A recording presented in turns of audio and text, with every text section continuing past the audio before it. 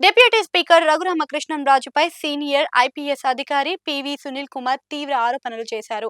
తనపై వ్యక్తిగత కక్ష తీర్చుకోవాలని, ఏదో రకంగా ఇబ్బంది పెట్టాలని చూస్తున్నారని పివి సునీల్ కుమార్ విమర్శించారు.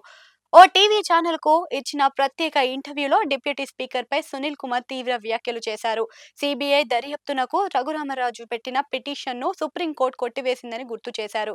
బీహార్ కేడర్ ఐపీఎస్ అధికారి సునీల్ నాయక్ పై ఒత్తిడి తీసుకొని వచ్చి తన పేరును ఇరికించాలని చూస్తున్నారని ఆరోపించారు.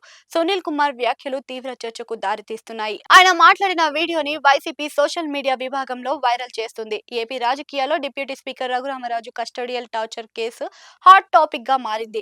బీహార్ కేడర్ ఐపీఎస్ అధికారి సునీల్ నాయక్ ను అరెస్ట్ చేయడానికి ఏపీ పోలీసులు ప్రయత్నించడం, ఆయనను రాష్ట్రానికి తీసుకొచ్చేందుకు అక్కడ కోర్టు అనుమతించకపోవడం తెలిసిందే. ఈ నేపథ్యంలో ఏపీ పోలీసులు తనను అక్రమంగా అరెస్ట్ చేశారని, ఎస్టీ కులానికి చెందిన వాడినేనని ఆలోచనలతో ఇబ్బంది పెడుతున్నారని సునీల్ నాయక్ ఆరోపించారు. సంచలనాన్ని కూడా రేపింది. దీనికి కొనసాగింపుగానే సీనియర్ ఐపీఎస్ అధికారి సునీల్ కుమార్ సైతం అవే తరహా ఆరోపణలు చేయడం చర్చనీయాంశంగా అవుతుంది.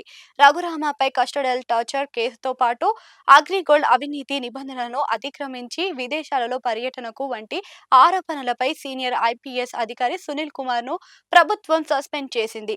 ఆయనపై పెండింగ్ లో ఉన్న కేసులు విచారణ పూర్తయ్యే వరకు, లేదంటే ఉద్యోగ విరమణ చేసేంత వరకు సస్పెన్షన్ ను పొడిగిస్తూ 2 రోజుల క్రితం ఉత్తర్వులను జారీ చేసింది. రఘురామరాజు కేసు ఎఫెక్ట్ తోనే సునీల్ కుమార్ సస్పెన్షన్ జరిగిందని రాజకీయ వర్గాల్లో చర్చ జరిగింది. ఇక సర్వీస్ లో ఉండగా ఆయన మళ్లీ యూనిఫామ్ ను వేసుకునే పరిస్థితి లేకపోవడంతో పివి సునీల్ కుమార్ తీవ్ర ఆవేదనకు గురవుతున్నారని చెబుతున్నారు. దీంతో ఓ మీడియా ఛానల్లో ఇచ్చిన ఇంటర్వ్యూలో తాను ఎదుర్కొంటున్న పరిస్థితిపై ఆందోళన వ్యక్తం చేశారు. ఈ సందర్భంగా డిప్యూటీ స్పీకర్ రఘురామరాజుపై తీవ్ర విమర్శలు చేశారు.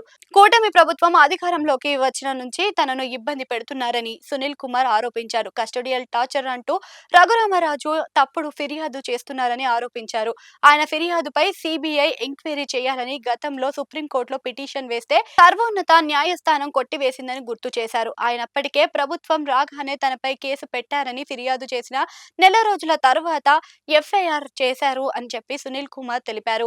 ఫిర్యాదులో బలం లేకపోవడంతో తనను ఇబ్బంది పెట్టడం కుదరదు అని, అనుమతి లేకుండా విదేశాలకు వెళ్లానని, మరో తప్పుడు కేసు పెట్టారని సునీల్ కుమార్ ఆరోపించారు.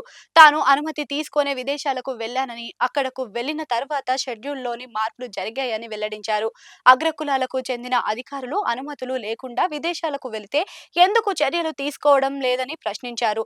డిప్యూటీ స్పీకర్ పై కస్టోడియల్ టార్చర్ జరగలేదని, మెడికల్ రిపోర్టులు ఉన్నాయని చెప్పుకొచ్చారు. తప్పుడు సాక్ష్యాల కోసం రఘురామ ప్రయత్నిస్తున్నారని, బీహార్ కేడర్ ఐజీ సునీల్ నాయక్ కు ఫోన్ చేసి తన పేరు చెప్పాలని ఒత్తిడి చేశారని ఆరోపించారు. రఘురామ డిప్యూటీ స్పీకర్ గా ఉండడం వల్ల సాక్ష్యాలను ప్రభావితం చేస్తున్నారని విమర్శించారు.